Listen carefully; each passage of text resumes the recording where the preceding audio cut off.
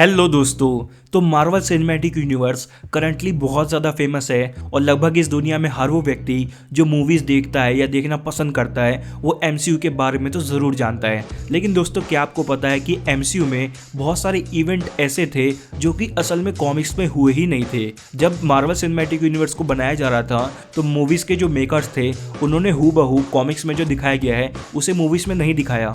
उन्होंने कुछ चेंजेस भी किए स्टोरी के हिसाब से। और आज की इस वीडियो में मैं आपको कुछ ऐसे इवेंट्स के बारे में बताने वाला हूं एमसीयू के, जो कि कॉमिक्स में आपको देखने को नहीं मिलेंगे। और कॉमिक्स में कुछ और हुआ था और मार्वल सिनेमैटिक यूनिवर्स में उसे पूरी तरीके से चेंज कर दिया और मार्वल में हमें कुछ और ही देखने को मिला। तो चलिए इस वीडियो को शुरू करते हैं। तो दोस्तों, एमसीयू में ये बताया गया था कि जो स्पेस स्टोन है वो असल में टेसरैक्ट के अंदर होता है। लेकिन अगर हम कॉमिक्स की बात करें तो कॉमिक्स में टेसरैक्ट के अंदर स्पेस स्टोन नहीं होता है। मार्वल में ऐसा इसलिए दिखाया गया क्योंकि वो स्टोरी को इन्फिनिटी सागा की ओर आगे लेके जाना चाहते थे।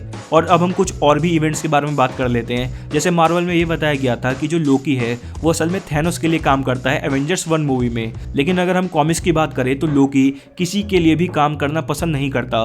लोकी हमेशा अकेला ही काम करता है। और सिर्फ यही नहीं दोस्तों, मूवीज में ये बताया गया है कि जो हेला है वो असल में लोकी की बहन होती है। लेकिन अगर हम कॉमिक्स की बात करें तो कॉमिक्स में ये बताया गया है कि हेला असल में लोकी की बेटी होती है। और दोस्तों, सिर्फ यही नहीं, मूवीज में ये बताया गया है कि अल्ट्रॉन को टोनी स्टार्क ने बनाया था। लेकिन कॉमिक्स में ये बताया गया है कि अल्ट्रॉन को हैंक पिम ने बनाया था। और उन्होंने अल्ट्रॉन को इसलिए बनाया ताकि वो इस वर्ल्ड में पीस ला सके। सेम इसी कारण से टोनी स्टार्क ने भी मूवीज में अल्ट्रॉन को बनाया था। और दोस्तों, मूवीज में ये बताया गया है कि जो थैनोस है वो आधी दुनिया को खत्म करना चाहता है ताकि वो इस दुनिया में एक बैलेंस मेंटेन कर सके। लेकिन कॉमिक्स में ये बताया गया है कि जो थैनोस है वो असल में लेडी डेथ के प्यार में पागल होता है। और लेडी डेथ उसे कहती है कि इस दुनिया के आधे लोगों को मार दो ताकि इस दुनिया में बैलेंस मेंटेन हो सके। और इसलिए थैनोस आधी दुनिया को मारने निकल पड़ता है। और दोस्तों, मूवीज में ये भी बताया गया है कि जो इन्फिनिटी स्टोन है वो असल में बिग बैंग की वजह से क्रिएट हुए थे। लेकिन अगर मैं कॉमिक्स की बात करूँ तो कॉमिक्स में ये बताया गया है कि समय की शुरुआत से पहले नेमेसिस नाम का एक बींग हुआ करता था, जिसके मरने के बाद इन्फिनिटी स्टोन क्रिएट हुए थे।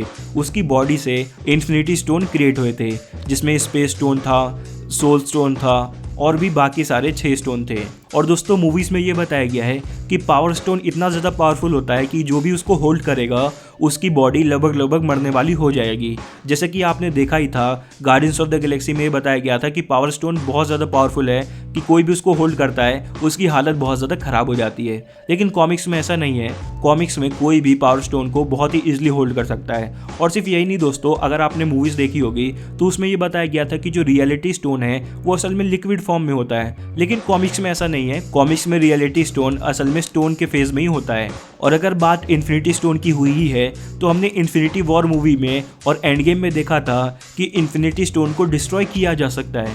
लेकिन अगर मैं कॉमिक्स की बात करूं तो कॉमिक्स में इन्फिनिटी स्टोन को डिस्ट्रॉय करना लगभग इम्पॉसिबल है। उसे डिस्ट्रॉय नहीं किया जा सकता है। और दोस्तों, मूवीज में हमें यह बताया गया था कि जो स्टार लॉर्ड है उसके जो पिता होते हैं वो असल में एक सेलेस्टियल है, जिसकी वजह से स्टार लॉर्ड आधा ह्यूमन और आधा सेलेस्टियल बन जाता है। लेकिन कॉमिक्स में ऐसा नहीं है। कॉमिक्स में स्टार लॉर्ड पूरी तरीके से एक ह्यूमन ही होता है। और दोस्तों, मूवीज में ये बताया गया है कि जो निक फ्यूरी है उनकी आंख असल में एक बिल्ली की वजह से गई थी। लेकिन मार्वल की कॉमिक्स में ये बताया गया है कि निक फ्यूरी की आंख असल में एक जंग में चली गई थी। और दोस्तों, मार्वल की मूवीज में अभी तक प्रॉपरली मैंडरिन के बारे में नहीं बताया गया है। आयरन मैन 3 मूवी में मैंडरिन असल में एक टेररिस्ट ऑर्गेनाइजेशन होती है, जो कि बाद में पता लगता है कि वो असल में एक एक्टर था। और अभी करंटली मैंडरिन के बारे में हमें शैंग-ची मूवी में बताया गया है। लेकिन अगर मैं कॉमिक्स की बात करूं या आपने आयरन मैन का एनिमेटेड शो भी देखा होगा तो आपको पता होगा कि मैंडरिन असल में आयरन मैन का सबसे बड़ा विलन है। और अगर आपने वो शो देखा होगा तो उसमें ये बताया जाता है कि मैंडरिन 10 अलग अलग रिंग्स पहनता है। और जब वो सारी की सारी रिंग पहन लेता है तो वो बहुत ज़्यादा पावरफुल बन जाता है, जिसको हरा पाना लगभग इम्पॉसिबल है। और मैंडरिन आयरन मैन का सबसे बड़ा विलन बताया गया है कॉमिक्स में। और दोस्तों, मूवीज में हमने देखा था कि जब इन्फिनिटी सागा खत्म हो गया उसके बाद एडम वॉरलॉक की एंट्री होती है guardians of the Galaxy volume 3 movie में। लेकिन अगर मैं कॉमिक्स की बात करूं तो कॉमिक्स में जब इन्फिनिटी सागा के इवेंट हुए थे तो उस समय एडम वॉरलॉक ने सबसे मेन रोल प्ले किया था। वो एडम वॉरलॉक ही था जिसको सबसे पहले ये बात पता लगी थी कि थैनोस आधी दुनिया को खत्म करने की राह पर है और एडम वॉरलॉक एवेंजर्स के साथ मिल करके थैनोस को रोकने की कोशिश करता है। तो दोस्तों बस इस वीडियो में इतना ही। अब अगर आपको वीडियो पसंद आई है तो मेरी इस वीडियो को लाइक करके मेरे चैनल को सब्सक्राइब जरूर कीजिएगा। Thanks for watching this video. मिलते हैं आपसे अगली वीडियो में, तब तक के लिए बाय।